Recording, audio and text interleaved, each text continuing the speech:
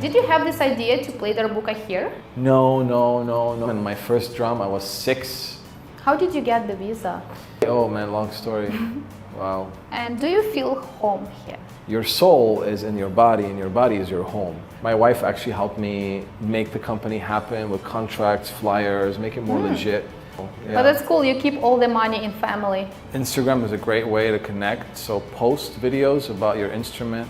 You want to make sure you mix your culture with the American culture. Life gives you chances when you're ready for these chances. Yes. How did you find your first job?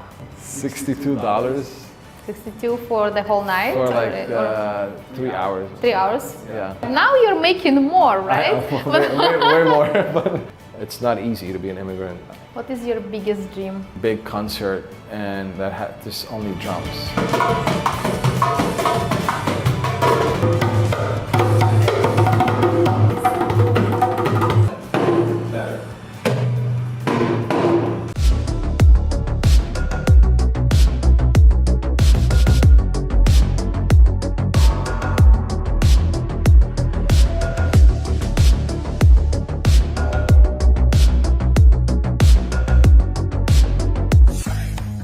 Hi guys, today my guest is Marc El Khoury.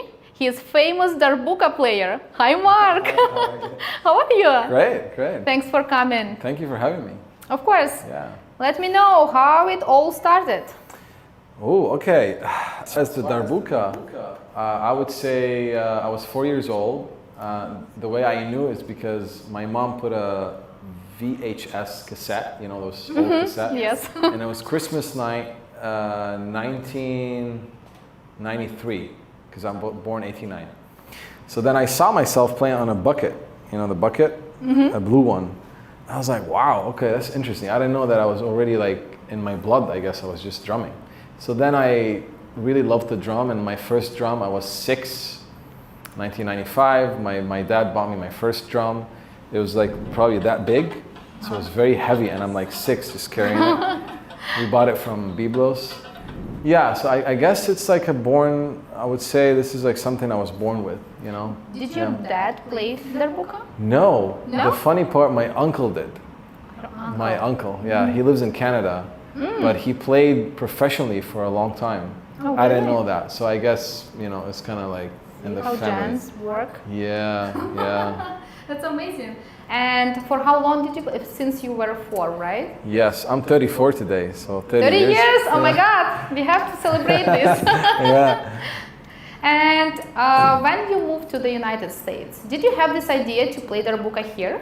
No, No? I was going on a whole different journey. I was actually resentful towards drums and the music industry because I was in Lebanon in a company. I was not feeling good, not getting paid enough, or you know. So I moved here to follow a Hollywood dream. I wanted to be a movie star. Ah, So I came here December 8, 2012. I brought one drum with me. It's not here right now. It looks like this one. Only one drum. Because I thought this is how I could stay here. I'll just drum to make money so I could go audition, act, do all that. You know? Okay, so you still had a plan B. It was a plan B. It was my support, my backup. So I came here, I went to New York Film Academy, Universal Studios. I did 2 months workshop, 8 weeks. I met my acting coach there, and I went on that journey, and I actually joined his class, and I was doing acting, but I couldn't work because I was a student. So I couldn't legally work or do anything that I could get paid for. So I was doing a lot of short films, student short films, and I kind of waiting to do something with my visa so I could start doing actual work. Yeah. You must be a good and a strong boy. And one day you become a great man with God's mercy. Don't interfere with my business. I don't want any problems. I don't need any problems. I think it's the third warning. The first one was the 96 declaration of jihad, then the February fatwa, and now Bin Laden's going straight to the American people.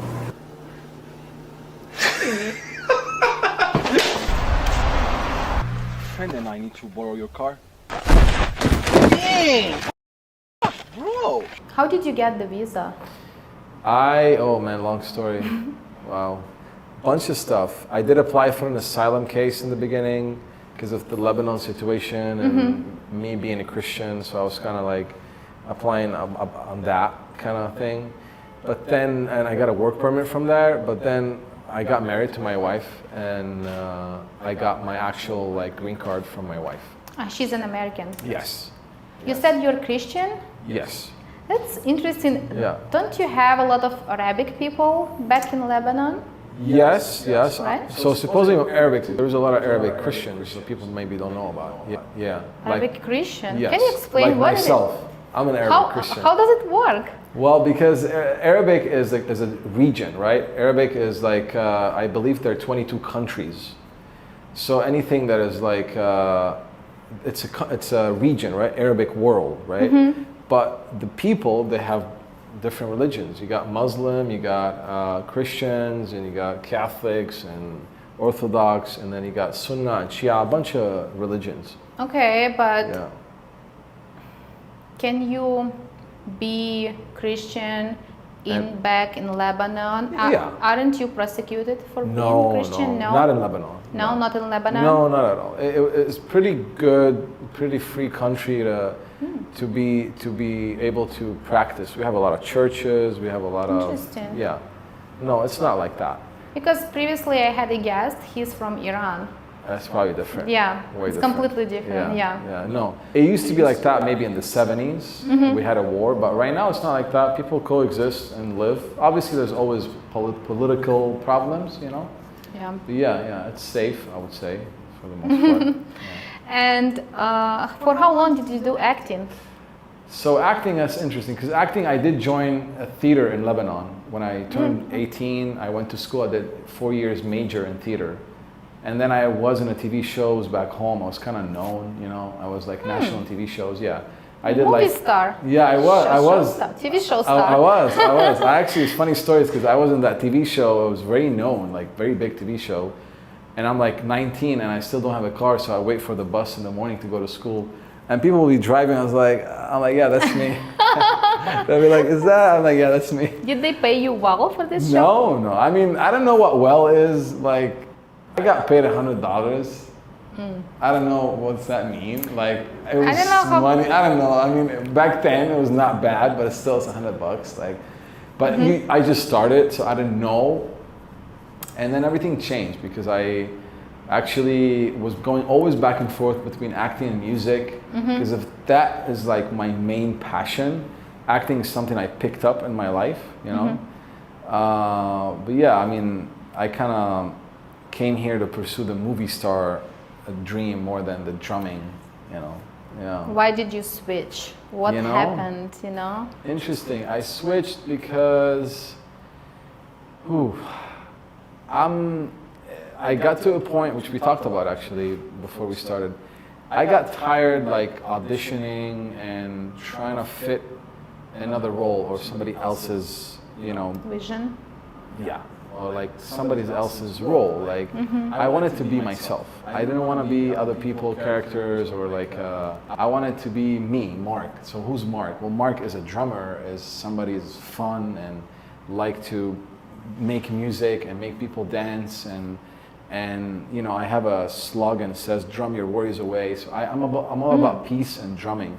So I kind of start like being turned off by acting and always trying to fit in a role or audition for somebody I don't even connect with a lot because and I changed a lot because I used to be very dramatic and I want to play dramatic roles and I became more peaceful. I just want to do like things that matters and drums became more meaningful for me.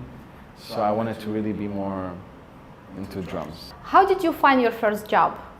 Here? Yeah, as a Darabuka player. Oh yeah, that's interesting. So I met this guy that is a friend in common with somebody back home and he played the guitar and he was a music producer. So that's a good connection. So I started jamming with him. Then he had a singer, a friend of his. So my first job I actually worked in a restaurant in Culver City called Gabby's. And it was an Arabic restaurant, so I'll be the guy on the oud, which is a string Arabic instrument, and I'll play the drums. And I remember I was getting paid like, I don't know, $62 62 for the whole night? for like or 3 hours. 3 hours? Yeah. Oh, that's not bad actually. I mean, yeah. 60 Yeah, now you're making more, right? Way more. But yeah, But like, still, if you take the minimum wage, actually, you're right. It's not right? bad. It's You're 60 right. for 3 hours, it's $20 It's like per $20. hour. It's not bad. So people gonna say he's spoiled, right? Oh wow. Okay, I didn't see it like Listen that. about This is to be grateful. I like that. I was not grateful then. I was not grateful. Yep. You're right. And I saw you were at Coachella, Yeah. right? How did you get on this? Wow, Coachella was such a beautiful thing. So it's a long story. I could make it short, but my Instagram's starting to kind of like get a lot of recognition. I was getting a lot of views on videos. Like I never got like, you know, like I have videos that have 700,000 views and stuff like that, right? I know some people have millions, but I'm talking about where I was and what I got.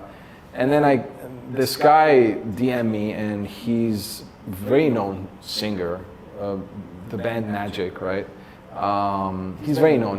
We could look him up later. But he liked what I did, and he invited me to record on his song. But then I find out he is Arabic, like born, right? Yeah. I didn't know that.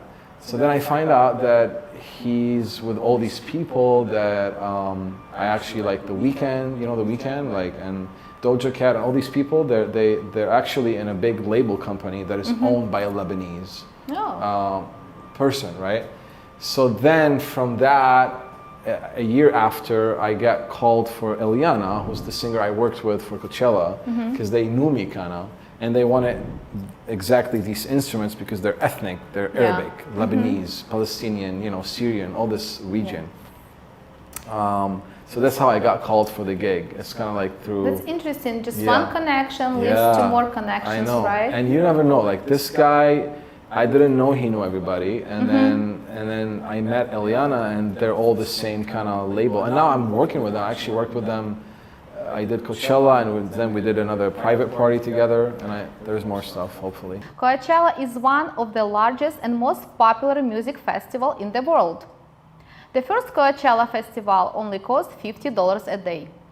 Right now, the prices are going from $100 to $270 for general admissions. When did you realize that you are unique? Oh, I like this question. Okay, I would say, I'm gonna be cocky about this, but I did recognize this even back home when I started putting the drum on a strap. So a lot of people, this tradition drum, they put it in their laps and they sit down and they drum. But me and another guy back home, and we kind of start putting it on the strap, but took it from a traditional way of playing it to more club vibe, to more like different scene where we could play the Darabuka on like American music or European music, not just Arabic. And we started kind of having a style about it. So we used to wear army pants and boots and black shirt. We had long hair and beards, and we just Why come army? out and drum. I kind of like, it was like, I don't know, I thought it was like a sexy thing to do back home, like kind of, you know. Army? You know, Okay. you know what I'm saying? Like, I don't know, it was like people liked it, so we became famous doing that, and we became kind of unique, you know. And when I moved here, I actually, you know, I'm thankfully, I brought this style here. People didn't do that here. With my instruments, they did not put a strap with a doombag. Nobody did that. Nobody. I brought that here to an industry which is an American, Middle Eastern industry where you get to be your own star. So now I'm like the Darabuka guy alone that I play with a DJ, and I don't need a band, or I do my own show. You know? That's cool. And that's Just a simple blessing. hint. Yours a simple hint to put the strap Yeah. made you famous. Made me different because I took different it. and famous Yes. because that's how you grew up your audience, right? Yes. Did you Yes. post every day? How did you get all these followers? Yeah, I post. It started like after COVID. I started working at cool places, and people were like, really, you know, they want to go out and stuff. And I started working in Hollywood. It was called Rendezvous. It was like a hookah lounge, like kind of like cabaret style. Okay. So I started posting a lot of videos from there, doing a lot of shows with DJs, mixing my instruments with like Latin, American, European music. So people were like, okay, that sounds great and different. And I started posting a lot, and I guess just kind of like from there, people liked it and shared it, and I kind of went viral in that. Did you matter. do reels? I did reels. Oof. I think Reels were great. work, right? Yeah, reels were amazing. Because music sounds great. I checked it, and it just gives you so much energy Thank and you. a good positive energy. Thank you, yeah. And that's what people need. I Yeah. believe that's why it becomes very popular. Yes, yeah. Thank That's God. awesome. It was a good thing for me, you know, and now I'm like in that kind of motion. I'm kind of right in it. That's amazing. You don't have any agents, nothing. Do you have any contracts, or are you just working by yourself? So right now I don't have an agent. I'm a freelancer on my own. I have a company, which is El Khoury Entertainment, my last name. Yours? I'm in the middle of LLC it and like make it more legit, but I have it, and I do sign contracts with everybody I work with. There is a whole, you know, concept to do it, and my wife actually helped me do that. She kind of helped me make the company happen with contracts, flyers, make it more legit. So right now, anytime a client calls me, it's all like contracts, and there's a price fee, and I get paid hourly and everything. Like, it's very professional versus how it used to be, just like, show up, whatever, you know. Experience. Yeah, you want to make it more professional. Yeah. But that's cool. You keep all the money in family. Yes, yes, I do. Wife is the manager. I do. You are the talent. Yeah. Lebanon is all about finance. Did you know that it has more than 100 different banks? Not just branches, individual banks.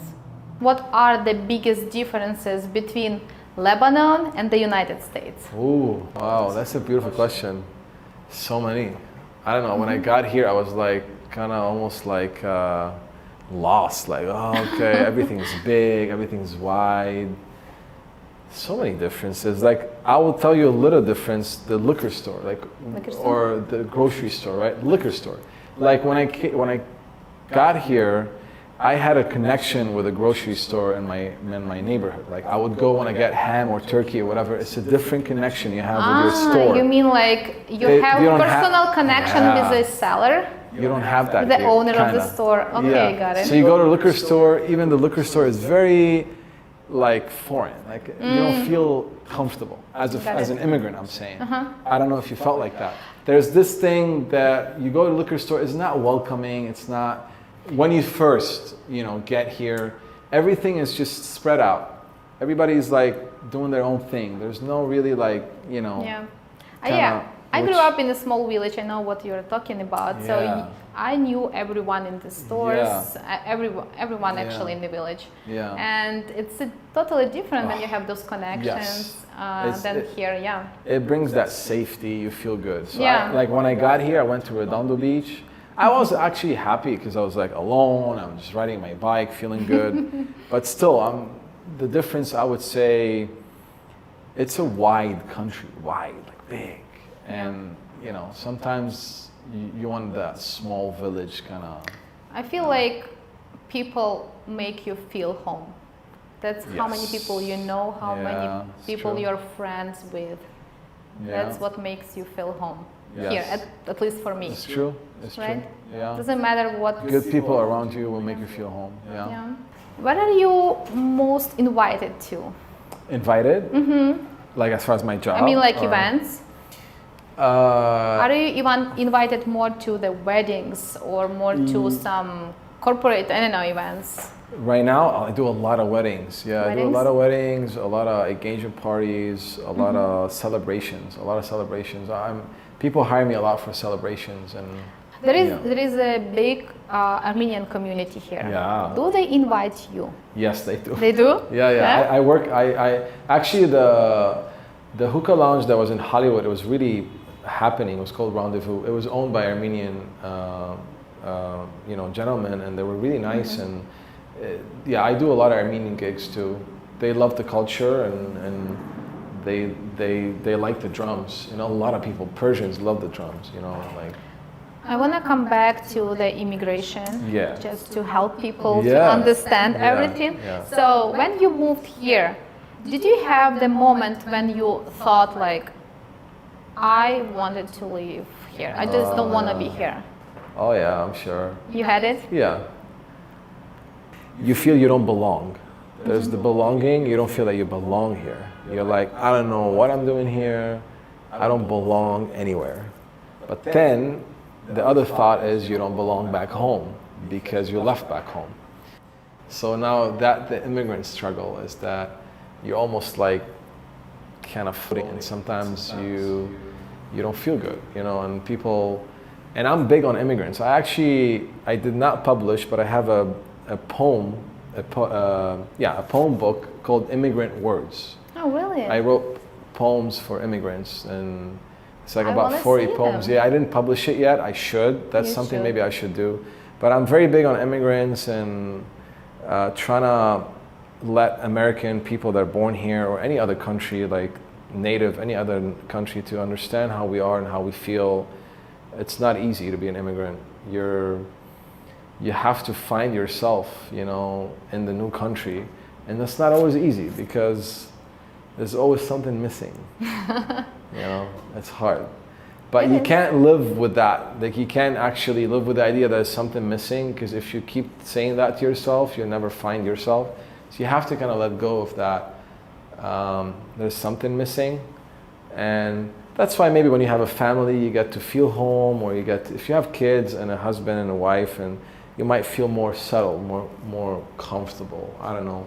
Not to say if you're single you won't, but there is that feeling of like belonging. You know, like I don't know where I belong.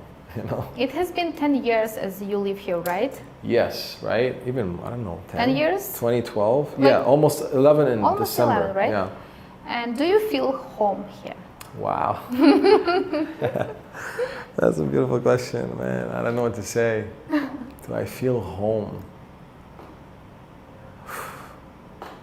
If You know, not, what are don't- you missing? Yeah. To be honest, I'm gonna be a little philosophic about this. I don't feel home, and it has nothing to do with the country. I'm becoming very spiritual in my journey, and I'm about healing and stuff. So I feel like it has to do with feeling home within. You have to be comfortable with yourself no matter where you're at. You have to feel that you are home with yourself. Your soul is in your body, and your body is your home. That's how where I'm at today, as what home is. Because even when I was home, I was not feeling home. That's why I left. So is it really home with the country? No, it's you. Are you feeling home within yourself? And if not, that means you have to see how can you feel home, which means you have to be peaceful and happy with yourself.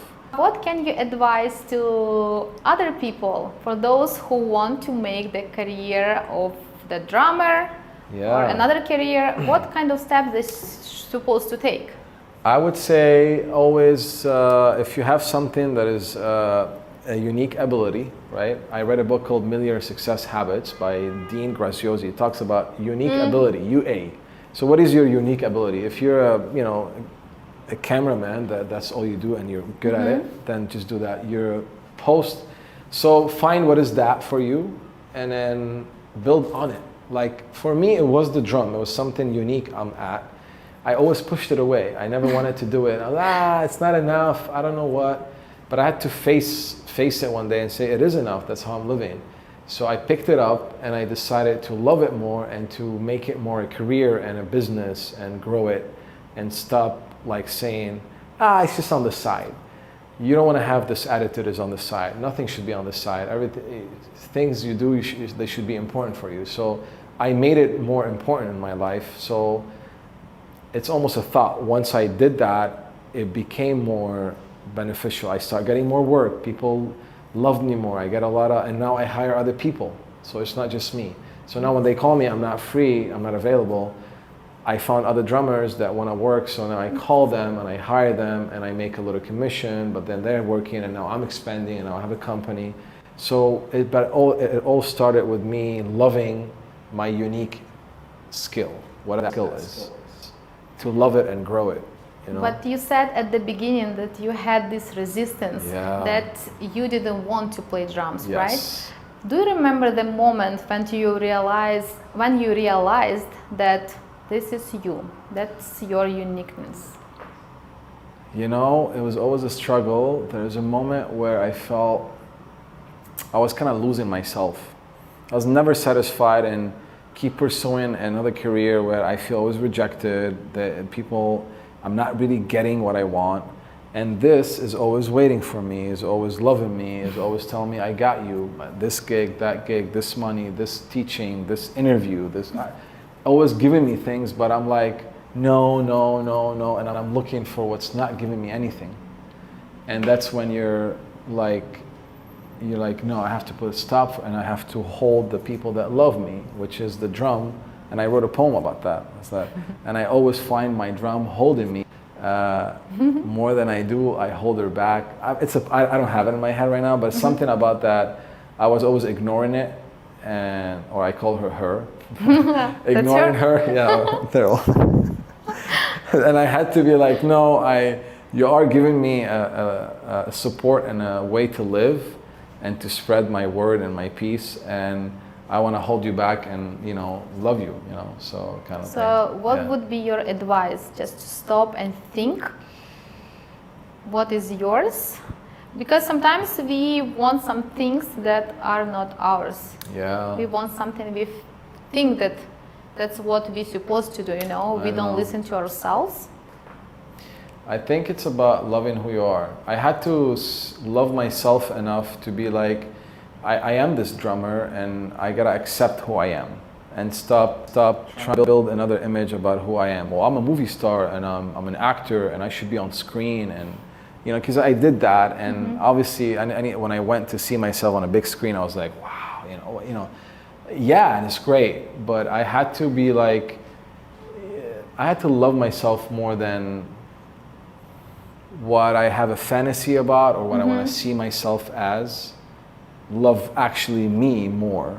And when I was loving myself more, it was more about drums. It was what I grew up doing all the time, and it was what I was helping me and being there for me. It was like kind of more turning in and being like, I was always a drummer, What is your biggest dream? Ooh, okay. That's an interesting question. I had a dream of, I guess you're supposed to have something really bigger than you. You know what I mean? Yes. And people never think about it, but when you have something bigger, that's what pushes you. I want to tell you something. Meaning. I probably just now, I would want to have my own big concert, and that had just only drums. There you go. You send it to the universe. Yes.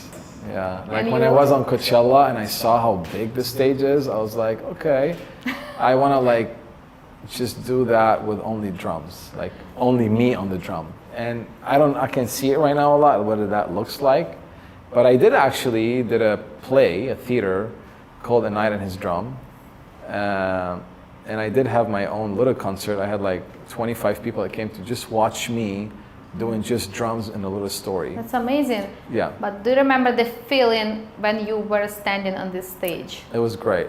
It was do you so like freeing. it? Oh yeah. Oh yeah? It's the best. Do you think you're ready for these big concerts? Or you need more time, because people sometimes are dreaming and let's say you realize, okay, I'm giving this to you right now. Are you ready? Are you ready be on this stage with millions of people watching you? Yeah, I'm be honest, right now I don't feel ready, but I know I kind of have to work on being ready. It is important to find that, Because I feel like life gives you chances when you're ready for these chances. Yes. True. You're not getting. Yeah, I had to push myself to do the play too. I was scared about it, but I actually booked the theater without having anything. I just booked it. Look, see? And then I started, and then luckily my wife back then joined me to edit and direct and everything. So then I got help, kind of to make it happen. But see, you are going towards your fears. Yes. Overcoming your fears. Yes. That's very important. It is. Otherwise, you would be the same. The actor. Sorry, all the actors. Yeah. It's not about that. We're not hating on actors. I'm an actress as well, so. But it takes a lot of dedication being an actor, and you have to make money somehow, right? Yeah, right. And if it's you, that's you, and I can tell you that's you. Yeah. Because when you're playing, I can tell that you look so happy, so energetic. That's you. Right. Yeah, thank you. That's why people enjoying you. Yes. They're inviting you. Yeah. How do you see yourself in the future? Oh, I love that. You know, I'm gonna be honest. I had an image, and this is what I got to my. I felt like I would have. There's a funny story, but there is where I used to live. There is a big, how you say it, a car place, like where they fix cars, a body shop, like a big one. I had a dream one day that this is mine. That body shop is yours. It's mine, but it's not a body shop. It's a movie studio, right? That's what the dream was. When I was dreaming, I had that dream about it. But then a couple of days ago, because I'm committing more to drums, I had a vision that I own this whole lot, and it's just I'm making drums. Like I have just a bunch of drums, and I'm like a drum maker. I make a lot of drums, and I sell drums. That's interesting. And not just that is part of it. Other part is that I have a store. I teach. I host people. Maybe I practice for concerts, but I have this like a very big name, and not because just a famous whatever, it's just big in the drums. It's about like how drums could be healing, and it's a whole world of drums, you know. Like That's amazing. Yeah. Maybe that's a sign for you. It is, I guess. Do they have a lot of places where they sell Darabuka drums Online here? a lot.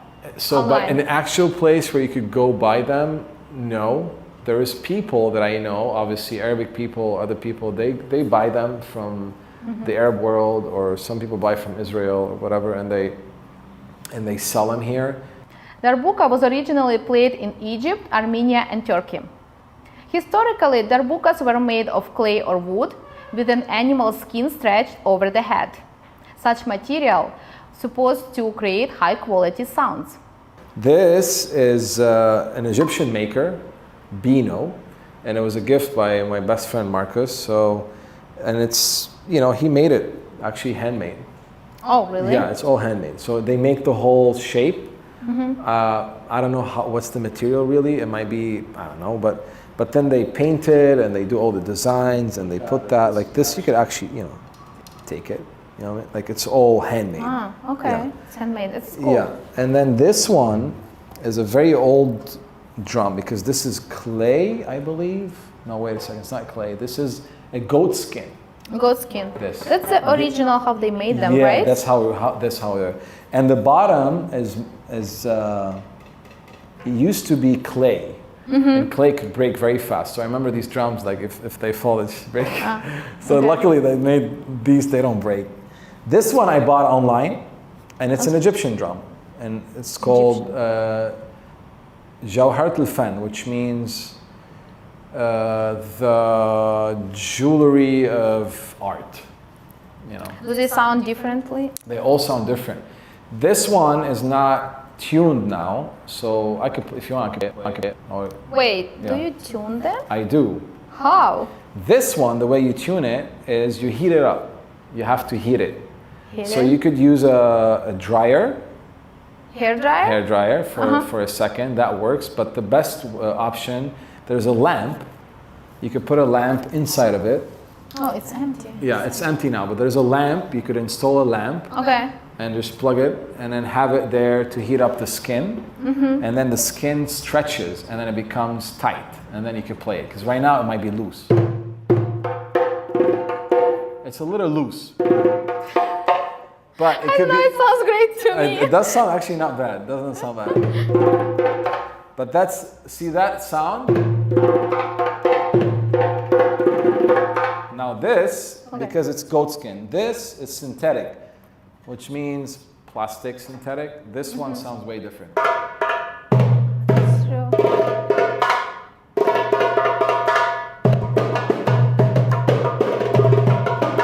That's cool. So this sounds different. This is a big one. This one, it will sound different as well, but it's similar to this because it's synthetic as well. And it might sound just it's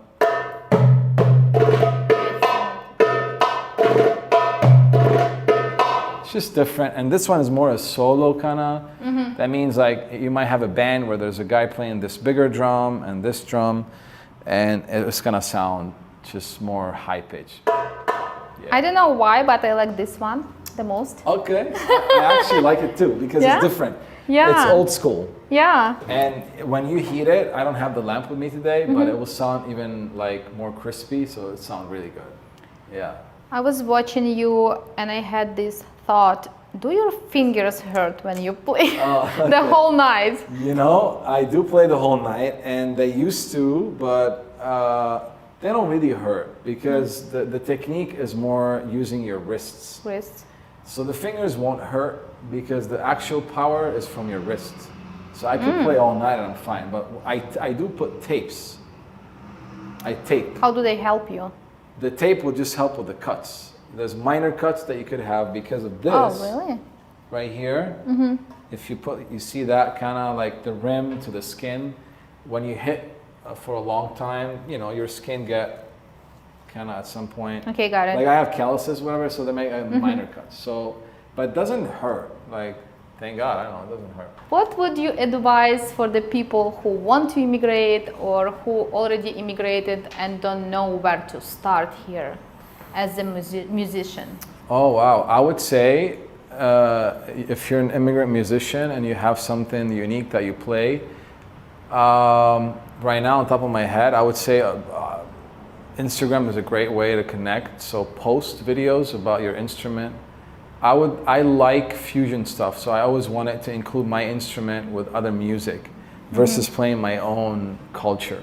Okay. The reason why I'm known kinda is because the Darabuka that I play, I don't play it on just Arabic music. I do it on a lot of hip hop, techno, EDM music, American, European, and mixing your instrument with other cultures.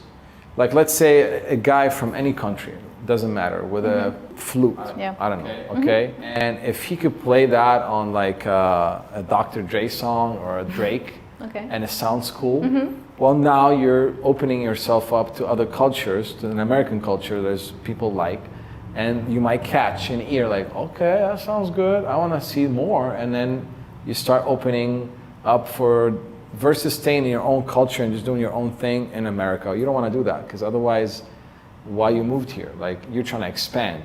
You want to make sure you mix your culture with the American culture. Yeah, but how long did it take you to gain all this audience? Do you remember?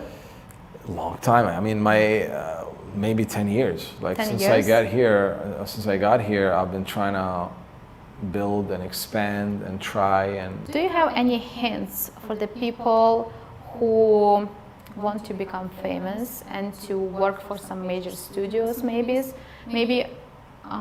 what to avoid when they sign the contract? I see. You know I would say I think having representation is important. I don't have it as far as the music, but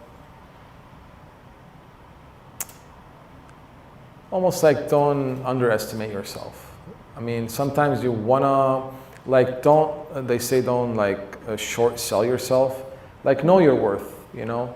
When people are reaching out to you because you are unique, otherwise they won't reach out to you. So don't give a low number just because you wanna work with that person.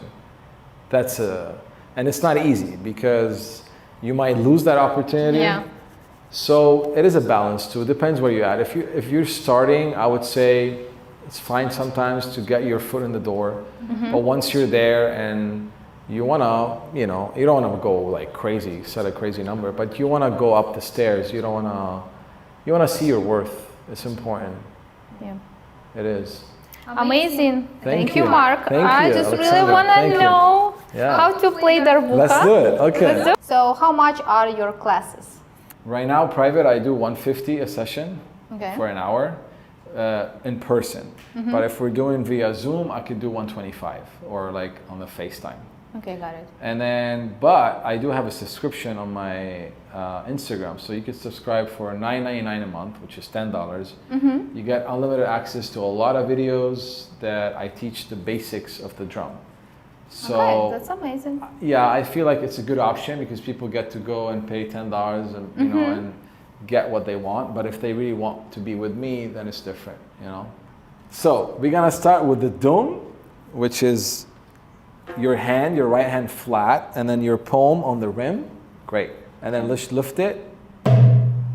Nice. That's it. Yeah. Okay, and more like nice. Does it? No, no cupping. Yeah, just nice. And you wanna use your tips a little bit. You wanna use your tips a little bit. Yeah. And not too much. So it's a combination between your tips and your hand. Okay. Yeah. Nice. You see that? There's a bass. It's a different one. Yeah. Okay, good. Do it. No. Ah! Keep going. Better. Okay. One more. Yeah, you hit it. I don't know how I did it, but that's the practice. And the more you practice, the more you hit that. Now the left tack, okay? Oh, this one. Yeah. This one. Okay. And it's called the ka or the tack. You want to do. Yeah. And the way to practice this, so you could just put your hand there and then lift it and hit it. And then count very slow. So 1, 2, 3, 4, 5. And then once you build strength in the finger, you could lift and hit. Nice. I feel after this, my finger will be like this. But bigger you want to do this. than others. Not straight. So you want to do, you see that? Oh, like Yeah. it goes inside.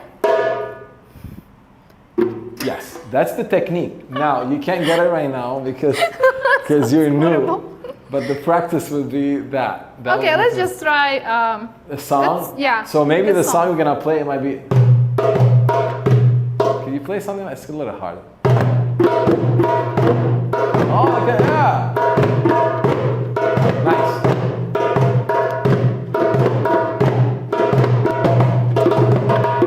Yes. Got it. Let's play with the song. Let's play the song. Forward.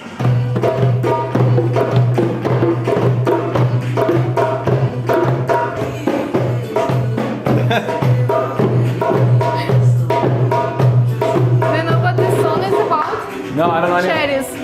Cherries, Oh, you're cherries. so wonderful. He's talking about fruits or Yes. so. Right? I know it's hard. Nice. Yeah, that's it. Okay. Thank you, Mark. Yeah, thank you. That was great.